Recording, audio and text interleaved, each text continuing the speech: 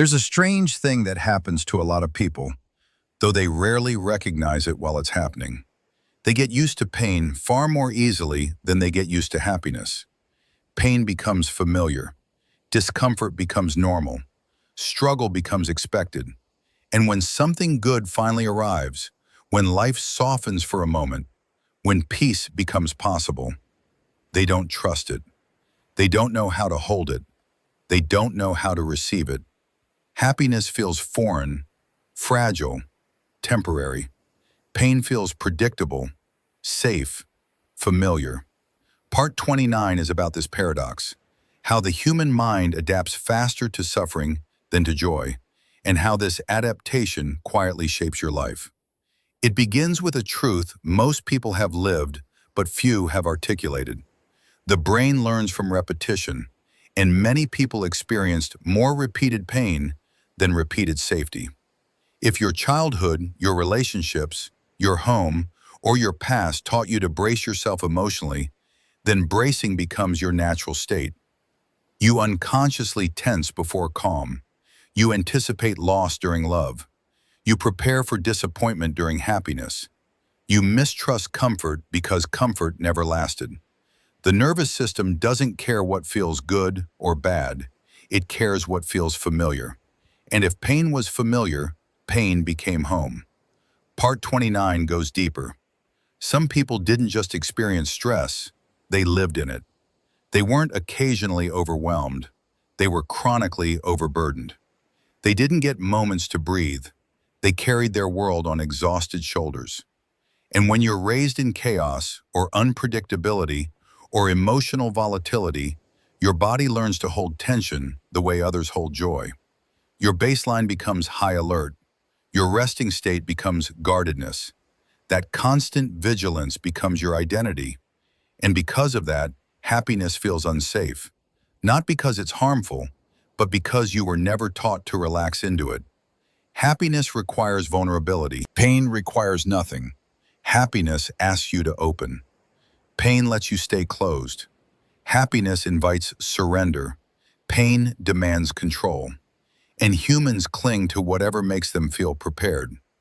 Part 29 reveals another uncomfortable truth. Pain provides certainty. Happiness does not. When life has taught you that good things end, that calm comes before chaos, that people leave when you need them most, you begin to anticipate the fall before you've even enjoyed the rise. Good moments feel like traps. Peace feels like the quiet before the storm. Love feels like a risk with an expiration date. So you pull back. So you detach. So you expect the worst.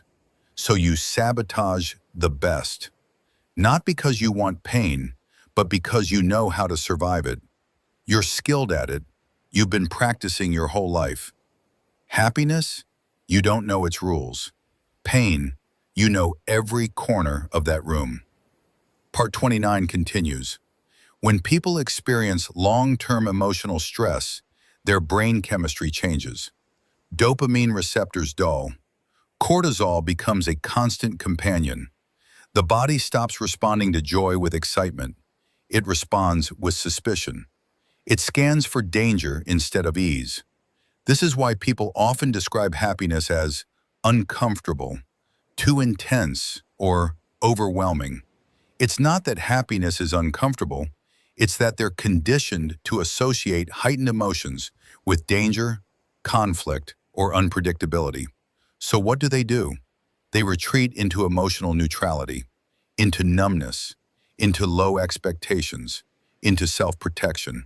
Not because they don't crave joy, but because they're terrified of losing it. Part 29 goes further. People build identities around their pain. I'm the strong one. I'm the one who handles everything. I don't need help. I always get hurt, so I stay guarded.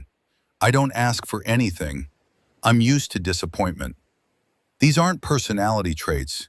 They're survival coping mechanisms masquerading as personality. And because of that, when life finally gives them a moment of peace, they don't know who they are in that calm. Their identity was shaped by turbulence. Peace feels like an identity crisis. Happiness feels like emptiness because there's no chaos to fight. They mistake calm for boredom, safety for stagnation, love for danger. They mistake their healing for something's wrong. Part 29 uncovers the emotional root. People get used to pain because pain asks nothing of them except endurance. Happiness asks them to trust, and trust is the hardest thing for someone who's been hurt. Trust requires lowering walls. Trust requires believing good things can stay. Trust requires allowing people close. Trust requires letting life be good without scanning for threats. To someone who survived betrayal, chaos, instability, emotional neglect, or unpredictable love, trust feels like walking into a burning building blindfolded. They'd rather predict their pain than risk unexpected joy. Happiness demands presence. Pain demands survival. Survival is easier than presence. Part 29 dives even deeper. People often cling to pain because it gives them a sense of control. If you expect disappointment, you can't be blindsided. If you assume the worst, you can't be shocked. If you lower your expectations, you can't be hurt. If you detach early, you can't be abandoned. Pain becomes a shield, a comfort zone, an emotional armor.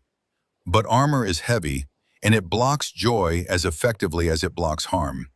Part 29 continues. There is another layer to why pain feels safer than happiness. The brain forms emotional habits. If you repeatedly experience shame, fear, insecurity, conflict, rejection, or instability, your emotional default settings shift toward them. You anticipate negative outcomes because your brain became efficient at recognizing patterns, efficient at survival, efficient at bracing, efficient at spotting danger before it arrives. Happiness isn't a pattern you recognize, so your brain resists it. Part 29 reaches its core truth. You don't get comfortable with pain because you love suffering. You get comfortable with pain because it's what taught you how to survive. Pain made you resilient. Pain made you adaptive. Pain made you perceptive. Pain made you hyper-aware. Pain made you emotionally intelligent. But pain also made you suspicious of joy. And now, to access happiness, you must learn a skill no one taught you. Emotional receiving.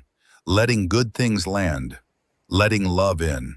Letting safety exist without scanning for danger. Letting life soften without preparing for impact. Part 29 closes with what you need to hear most. You're not afraid of happiness. You're afraid of losing happiness. You're not afraid of love. You're afraid of the cost of losing it. You're not afraid of peace. You're afraid you won't be allowed to keep it. Your nervous system isn't broken. It's overtrained, overprepared, over-armored. But just as you learn to survive pain, you can learn to receive joy. Just as pain became familiar through repetition, joy can too. Just as your mind learned to distrust happiness, it can relearn safety. Happiness isn't fragile. You just haven't held it long enough to know that. And you deserve to. You deserve a life that doesn't hurt.